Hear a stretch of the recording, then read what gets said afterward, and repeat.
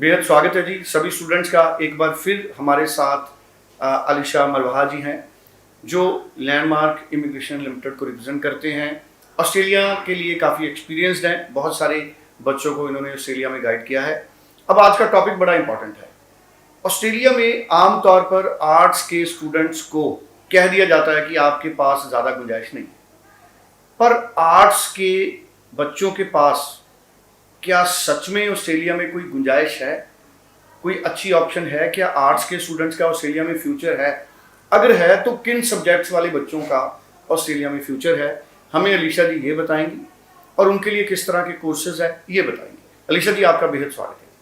Thank you. Alisha जी मुझे बताएं कि जो बिल्कुल साधारण आर्ट्स वाले बच्चे होते हैं उनके लिए कोई करियर अपॉर्चुनिटी ऑस्ट्रेलिया में हो?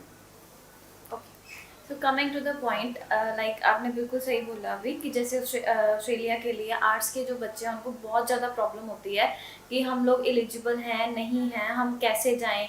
मोस्ट ऑफ द स्टूडेंट्स की चॉइस यही होती है कि हमें ऑस्ट्रेलिया ही जाना है। कुछ बच्चे बहुत रिजिड होते हैं कि हमें जाना ही जाना ऑस्ट्रेलिया है, ठीक है। तो बेसिकली ऑस्ट्रेलिया में क्या होता है कि आपके ना मेजर 4 सब्जेक्ट्स कैलकुलेट होते हैं, चाहे आप किसी भी स्ट्रीम से हो, चाहे आप सुपर मेडिकल के बच्चे हो, चाहे आप मेडिकल के हो, नॉन मेडिकल के हो, कॉमर्स के हो, आर्ट्स के हो। जब तक आपके पास मेजर 4 सब्जेक्ट्स नहीं होंगे तब तक आपका जो एक्सेप्टेंस है ऑस्ट्रेलिया में ऑफर लेटर अप्लाई करने का, हम नहीं अप्लाई करते। बेसिकली हमें मेजर 4 सब्जेक्ट्स रिक्वायर्ड ही होते हैं।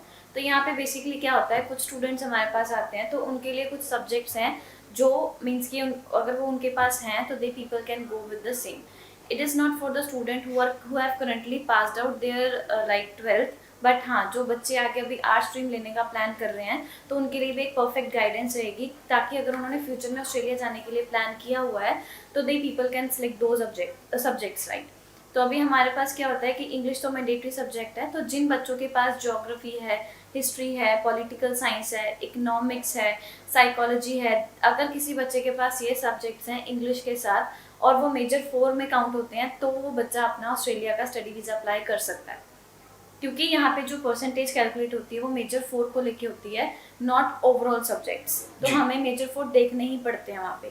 लेट्स से एग्जांपल लेते हैं, किसी बच्चे के पास हमारे लिया हुआ है, उन्होंने इंग्लिश लिया हुआ है, ज्योग्राफी है उनके पास, पॉलिटिकल एंड इकोनॉमिक्स है, तो वो प्रोफाइल ऑस्ट्रेलिया के लिए अप्लाई कर सकते हैं। सिमिलरली ओके, ज्योग्राफी है, पॉलिटिकल है और इंग्लिश तो चलो होती है, और एक आपने और बोला इकोनॉमिक्स, तो उनके लिए ऑप्शन है। यस। ओके, क्या अच्छी यूनिवर्सिटीज में एडमिशन मिल जाती है? कोर्सेज किस तरह के होंगे? देखो कोर्सेज आपको जो मिलेंगे, अभी आप लोगों के यहाँ पे क्या होता है कि आपके लिए डिफरेंट फील्ड्स ओपन हो जाती हैं, राइट। अगर आपके पास, जैसे आप लोगों ने पॉलिटिकल साइंस कर रखी है, राइट, आपके पास एक सब्जेक्ट सोशियोलॉजी भी है, अगर किसी बच्चे ने सोशियोलॉजी कर रखी है तो उसके पास बैचलर्स ऑफ सोशल वर्कर का बहुत ही अच्छा प्रोग्राम है जिसके थ्रू आपकी PR भी बहुत ईजिली हो जाती है ऑस्ट्रेलिया में।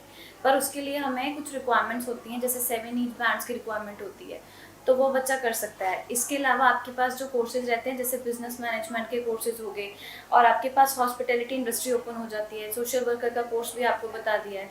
तो with this type of courses you people can go ahead. तो जो अभी बच्चे जो रिसेंट पास आउट, अभी रिजल्ट आना है जिनका 10+2 का, आर्ट्स वाले बच्चे, तो वो अपनी आर्ट्स की रिक्वायरमेंट क्या मेंटेन करके रखें, और उनके पेरेंट्स के पास कम से कम कितने फंड्स हों ताकि आप उनको एडमिशन दिलवा सके, जो फ्रेश पास आउट है 10+2?